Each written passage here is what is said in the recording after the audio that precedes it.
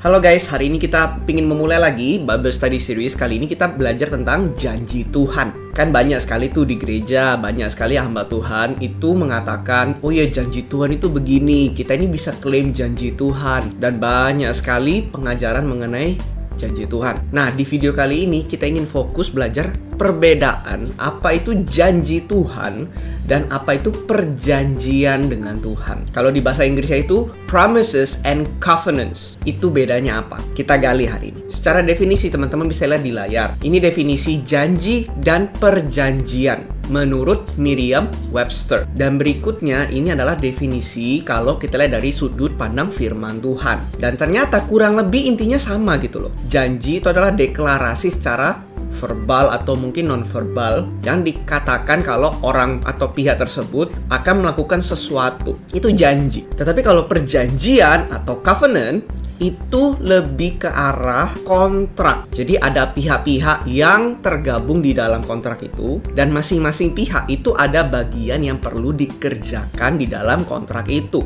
Itu perjanjian. Jadi secara definisi saja itu sudah berbeda. Ada kemiripan tetapi tidak sama. Kita lihat contohnya dari sudut firman Tuhan. Pertama kita lihat dari Elia. Ini ngomong soal janji Tuhan biasa, bukan perjanjian. Di 1 Raja-Raja 17 ayat 9. Bersiaplah pergi ke Sarfat yang termasuk wilayah Sidon dan diamlah di sana. Ketahuilah, aku telah memerintahkan seorang janda untuk memberi engkau makan. Ini adalah janji Tuhan untuk Elia. Tuhan sudah kasih tahu sama Elia, sudah berjanji kalau Tuhan sudah memerintahkan seorang janda untuk kasih Elia makan. Dan kalau teman-teman baca di ayat berikutnya, terbukti memang akhirnya Tuhan memberi makan Elia lewat janda di Sarfat sini. Tergenapi janji Tuhan ini. Oke, itu janji Tuhan. Sekarang kita lihat perjanjian itu seperti apa. Kita lihat contohnya dari Abraham. Kejadian 17 ayat 7-10. Aku akan mengadakan perjanjian antara aku dan engkau serta keturunanmu turun-temurun menjadi perjanjian yang kekal, supaya aku menjadi Allahmu dan Allah keturunanmu. Kepadamu dan kepada keturunanmu akan kuberikan negeri ini yang kau diami sebagai orang asing, yakni seluruh tanah Kanaan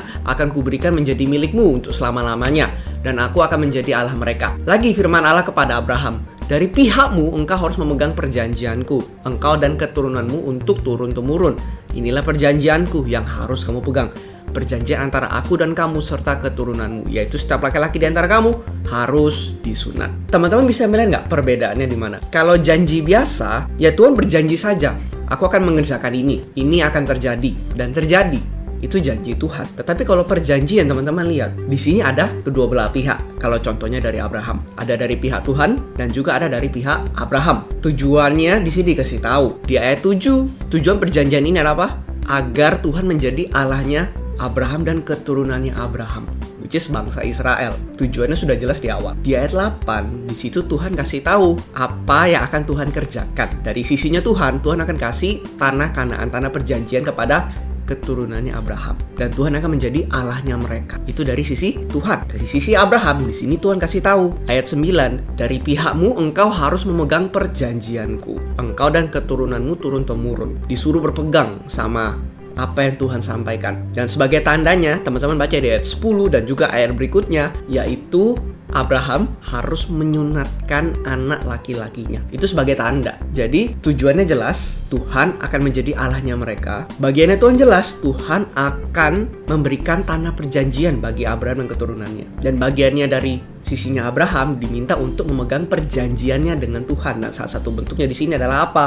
Dia harus menyunatkan anak laki-lakinya. Jadi ada bagian yang perlu dikerjakan. Bahasa kasarnya begitu. Mungkin teman-teman sekarang bertanya, pentingnya apa aku mengerti tentang perbedaan antara janji Tuhan dan perjanjian dengan Tuhan? Ini implikasinya buat kita. Dengan kita ini mengerti perbedaannya, janji Tuhan dan perjanjian dengan Tuhan, kita ini bisa belajar punya namanya itu ekspektasi dan pengharapan di dalam Tuhan, dan apa yang dia sampaikan itu dengan tepat dan benar. Tidak sembarangan.